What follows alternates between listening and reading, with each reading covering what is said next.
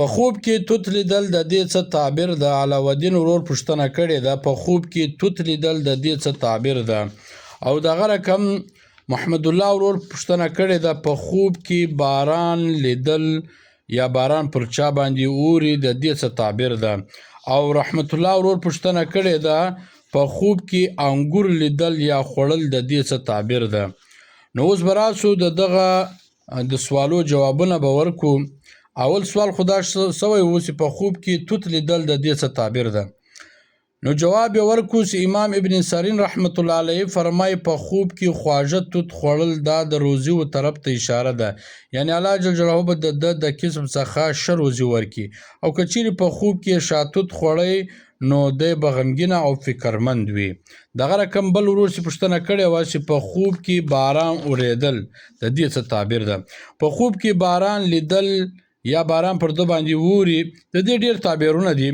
یو تعبیر د رحمت و برکت او خوشحالي ده، او بل تعبیر د سفر علامه ده. که چیرې ډېر تیز باران اورېدی بیا د مصیبت او پریشانی ده، او که چیرې د صفا اوبو باران و بیا د خوشحالي او د رزق علامه ده. او که چیرې د خراب اوبو، ګنده اوبو، د خړ اوبو باران و بیا د مشکلات او د پریشانی علامه ده.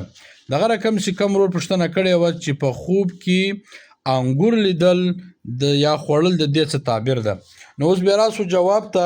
حضرت امام ابن سیرین رحمت الله علیه فرمایي په خوب کې انګور لیدل دا د کامیابی طرف ته اشاره ده، او په خوب کې انګور خوړل دا د مال او د کاروبار د نفع طرف ته اشاره ده.